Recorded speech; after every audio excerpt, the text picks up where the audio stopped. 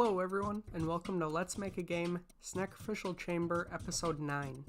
Today I'll be cleaning up the game states so track placement and cargo deployment do not happen at the same time.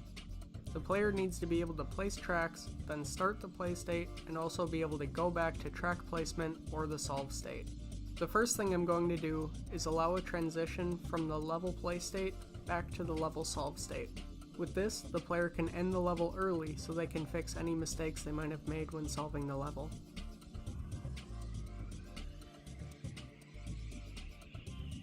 I create a topic called Stop Level. The PlayState controller will subscribe to this topic so it can handle all the necessary updates when changing the state.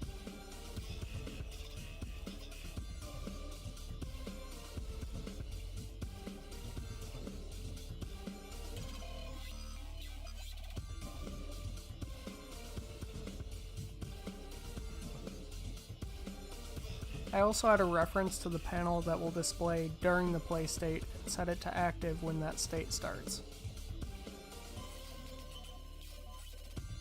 To trigger this transaction, I'll add a stop button.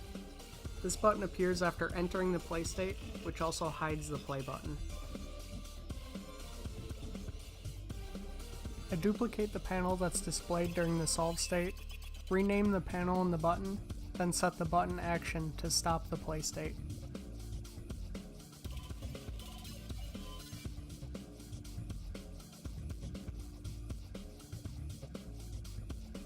Initially, I made a trigger specifically for stopping the play state, but I realized I should be using the existing solve trigger because it already handled some level initialization.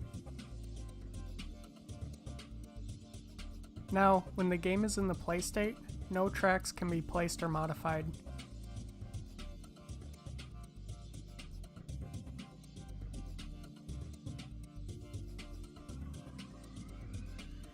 I decided to move the cargo deployment off of the play state start and into its own cargo deploy topic. This topic is triggered when the play state is entered and when track placement is disabled.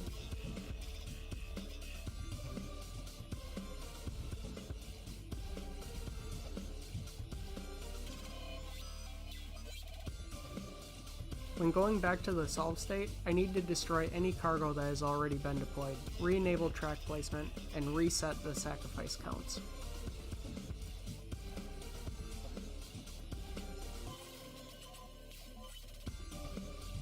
I also moved the destroy cargo logic to be triggered when the solve state starts.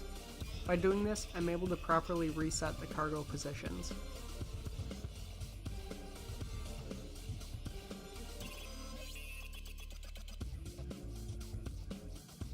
The spawn point script needs to subscribe to the solve level topic to destroy the cargo. I'm just going to clean up the start and on destroy methods so I don't have to fetch the topic instance more than once.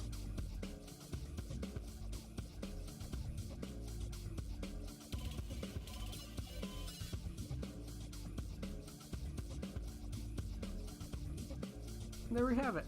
The play states have been separated and cleaned up. In the next episode, I'll be updating the UI to more closely match the style of the game.